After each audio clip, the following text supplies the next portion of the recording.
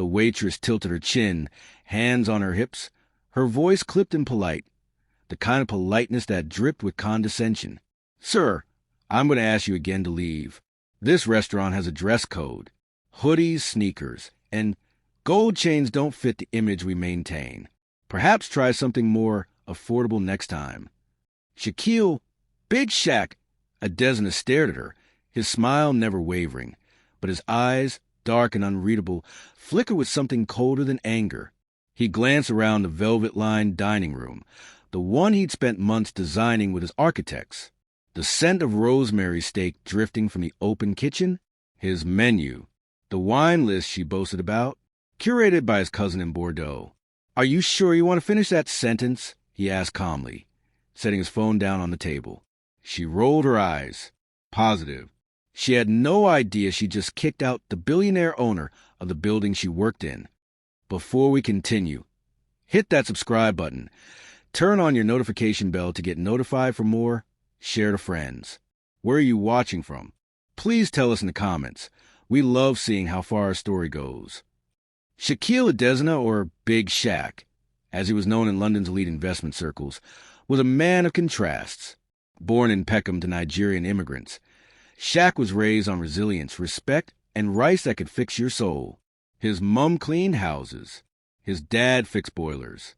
And Shaq, he learned early on that to be black, tall, and from South London meant constantly proving you belonged, even when you owned everything in the room. So when he opened Ember, the city's hottest fine dining experience, it was more than just a restaurant.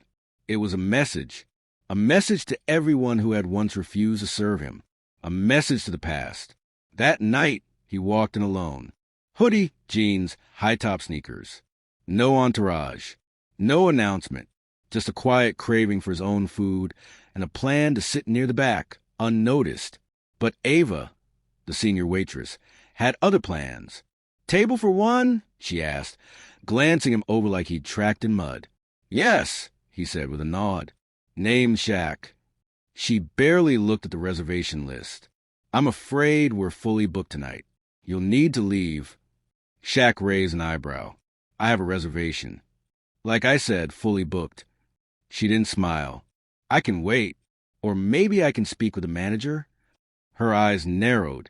"Do I look like someone you can talk circles around? I've worked here for 3 years. I know who's supposed to be on the list." "You're not." A couple behind him shifted uncomfortably. A young woman whispered to her date, "That's Big Shaq, isn't it?" But Ava didn't hear her, or maybe she didn't care. Shaq took a slow breath, eyes on the polished marble floor. "Ava, right?"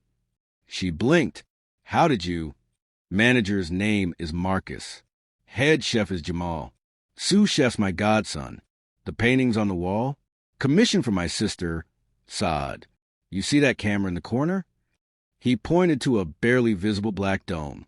"My security team's watching us right now." Ava stepped back. "W, what are you saying?" "I'm saying I own this place." She laughed, tight and disbelieving. "You? Own Ember?" He pulled out his phone, tapped twice, and turned it toward her. The lock screen flashed a photo of him and Marcus cutting the ribbon at Ember's grand opening.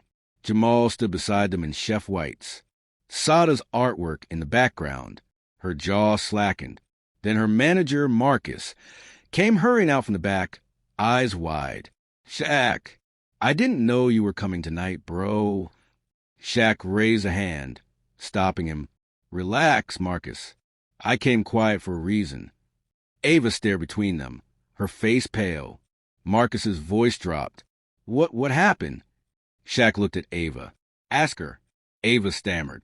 I thought he was just another... I didn't recognize. We had people try to sneak him before, and..." Shaq stood, calm and collected. "Let me tell you what I see when I walk into my own restaurant and get denied a seat by someone who didn't even check the list. I see someone who doesn't just make assumptions. She acts on them. You didn't ask who I was. You saw what I wore, what I looked like, and you decided..." A tear slipped down her cheek. "I am sorry, Mr. Adesina. I didn't mean..." "But you did mean," he interrupted. "That's the problem." The room was silent. Guests pretended not to listen, but every table had gone still. Shaq turned to Marcus. How many other guests has she profiled? How many others has she turned away? Marcus didn't answer. Shaq sighed. Tonight, I just wanted dinner. But clearly, we still have work to do. He looked back at Ava. You're not fired. Her eyes widened in disbelief. You're going to work tomorrow's shift at our Brixton branch. It's in the neighborhood I grew up in. You'll shadow Cassandra. She started as a dishwasher. She'll show you what real hospitality looks like. Ava nodded, eyes filled with shame. Shaq continued, voice steady. And when you come back here next week, I expect you to treat every guest like they own the place. Because anyone who steps through these doors, no matter their clothes, accent, or background, deserves respect. He turned and walked to the table reserved under his name, sat down, picked up the menu.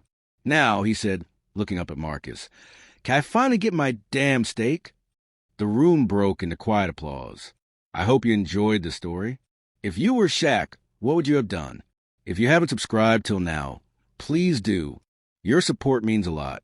See you on our next story.